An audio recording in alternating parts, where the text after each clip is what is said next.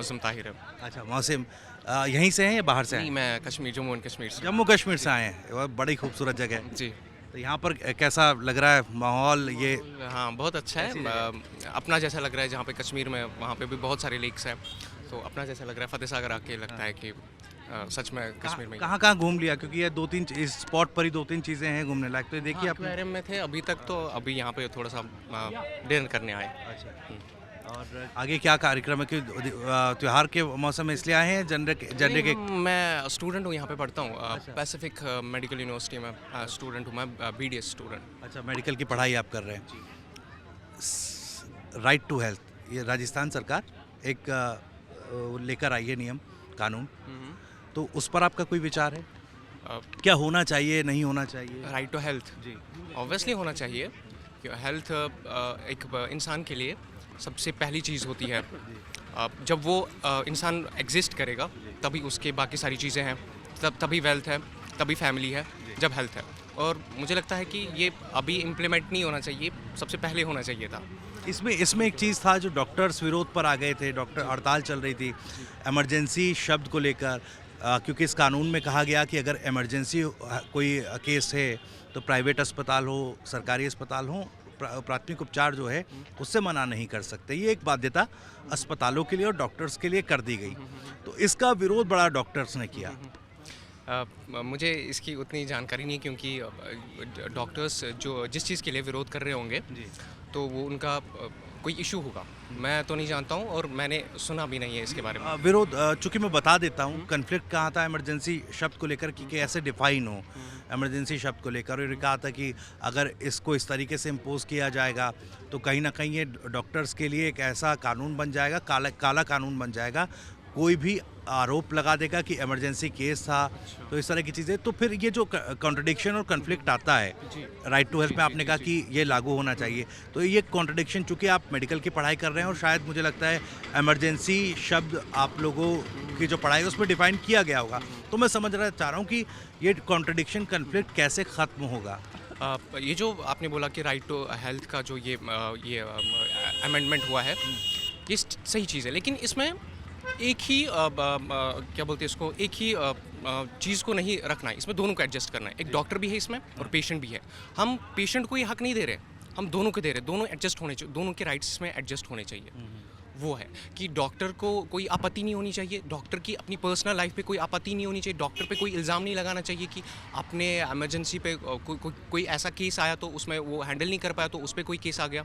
Patient पे ऐसी कोई प्रॉब्लम नहीं होनी चाहिए कि उसको डॉक्टर हैंडल ही नहीं कर पा रहा है, क्योंकि ऐसा राइट है।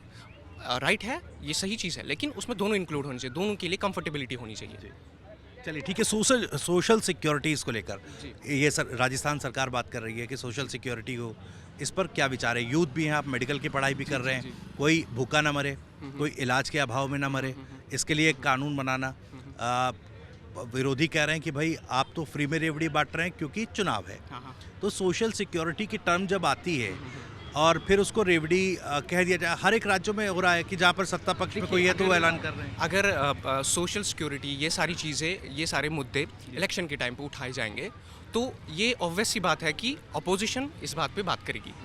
लेकिन अगर अपार्ट फ्रॉम इलेक्शन के टाइम के बगैर इतने 5 साल होते हैं, 5 साल में कभी भी ऐसा मुद्दा उठाया जाएगा और राइट दिया जाएगा और इम्प्लीमेंट किया जाएगा, तब भी बहुत अच्छी बात है, अभी भी अच्छी बात है। लेकिन मसला ये है कि अपोजिशन इसमें जाग जाती है, बोलेंगे कि आपने इलेक्शन की बेसिस पे ये किया, ये अच्छी बात है, लेकिन इसमें वो पॉलिटिकल फिर आता है ना, पॉलिटिकल एस्पेक्ट जहाँ आ जाता है तो वो चीज़ों को फिर थोड़ा पॉलिटिसाइज कर देता है और उसके प्रति नज़रिया बदलने लगता है। उसकी वजह से फिर जो लोग हैं, आम जनता है, वो भी उसको अपनाने में थोड़ा सा ये हो जाती है, कॉन्शियस हो जाती है कि क्या इसको इम्प्लीमेंट किया जाना चाहिए हम पे कि नहीं किया जाना चाहिए, क्योंकि ये क्या पता ये प्रोपेगेंडा हो या कुछ हो, या इसमें अंदर से खोखला हो या कुछ हो ही नहीं अंदर से, क्योंकि ये पॉलिटिकल हो सकता है, क्योंकि पॉलिटिकल इशू बन गया है ये। सरकार को चाहिए कि वो इन सारे रूल्स को इलेक्शन के टाइम पे नहीं, 5 सालों में जितना उनको टाइम मिलता है उनमें इम्प्लीमेंट करना चाहिए, क्योंकि फिर लोगों को भी भरोसा हो जाएगा, वो उनको फिर कोई प्रोपेगेंडा या फिर कोई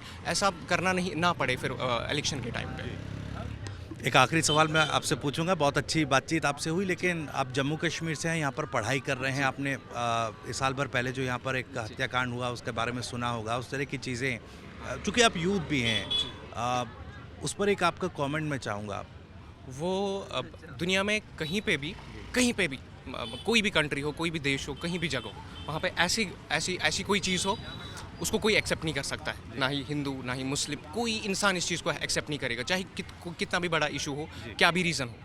कोई इंसान इसको नहीं चाहेगा कि मैं इसको एक्सेप्ट करूं। वो एक बहुत ही ज़्यादा गलत चीज़ थी मेरे हिसाब से, मेरे अपने पर्सनल हिसाब से। वो सबके लिए भी होना चाहिए, वो चाहे मुसलमान हो, हिंदू हो और कोई भी मज़हब से हो। वो एक गलत बात थी और है, वो हमेशा रहेगी। I really like it, yeah. Stabiliser का खर्चा? टॉप एंड एलईडी टीवी है, स्टेबलाइजर की जरूरत ही नहीं है। अच्छा, फिर तो उसकी जरूरत पड़ेगी। इतनी महंगी टीवी लेकर स्टेबलाइजर नहीं लोगे तो फिर प्रार्थना की जरूरत तो पड़ेगी ही ना। सिर्फ एक फ्लक्चुएशन आपकी महंगी एलईडी टीवी के पार्ट्स को डैमेज कर सकता है। उसे सुरक्षित रखें वी गार्ड स्टेबलाइजर के साथ। V guard, India's number 1 stabiliser. Car garage network great, claim cover great, price wait, वाह, प्राइस भी great. Tata AIG car insurance, trusted नाम, फैंटास्टिक नाम।